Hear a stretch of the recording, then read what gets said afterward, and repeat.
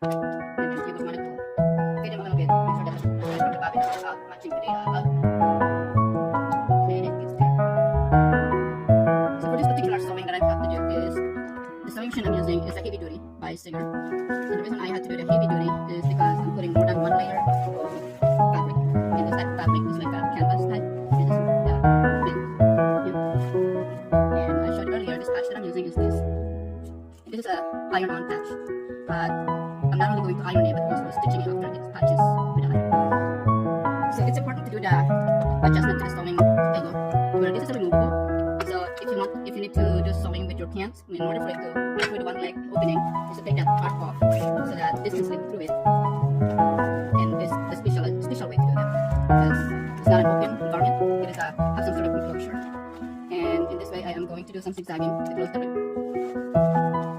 The rib part is around about more than 1 inch width. So this is wide open, and this happens to be like located on a crotch. So it is important to do the settings. To do the zigzag, which it shows over here. For the zigzag, if I want to do the number 1, that would be a straight. So it's on a straight right now, which I don't want to do it that way. So I'm going to do the widest or medium wide of zigzag. So it's going to be a number 3 or 4. Normally you can use it with twin needles. Right now I'm only using single needle. And then for the zigzag, I could do with the option B. So I'm going to have to put it on the B right over here. Option B. And then also center that. So if you have the needle on the center, or you could put it in the middle, and then it goes this much wide on the option 4.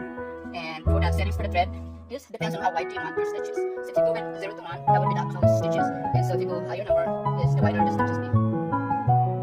So right now, I have it set to zigzag settings. For the thread is going to be 0 to 1. This one is the tightness of that thread. So if you want the tighter one, which sometimes you can rumble that fabric. So you want to set it between 0 to 1.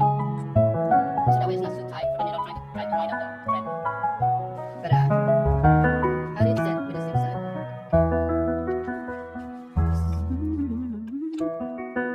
Okay, let's do it.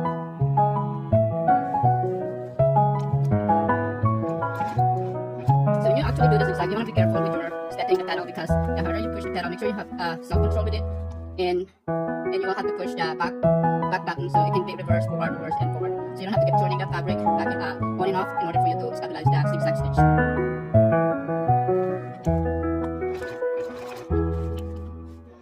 So you will be going to back and forth with the stitching, and without going to back and forth manually, you will have to push the spin button. And you don't want to over push the pedal, or you will have a crumpled fabric at the moment. Now this is the other option. For this kind of a project, for pants mainly, you'll have to turn the fabric 45-degree angle, and that has to be repeated. You do that repeatedly until you come to the end where you need to stop.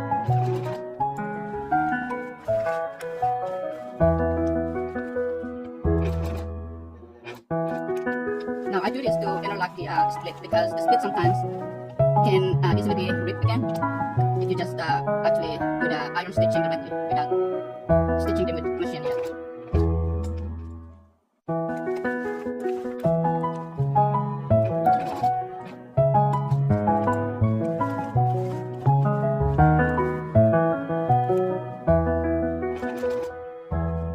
If you notice that I have to keep turning it left to right, right to left, left to right, right to left, it's because right now I'm sewing the crotch area of the pants, so it's kind of hard to push the button back and forth, and this is not a very smooth one to do some sewing with the zigzag stitch.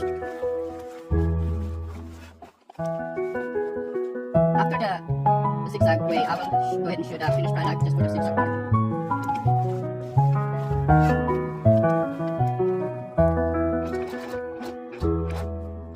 So if you notice that my stitching is so slow, because in each way it only has like 5 stitches on it.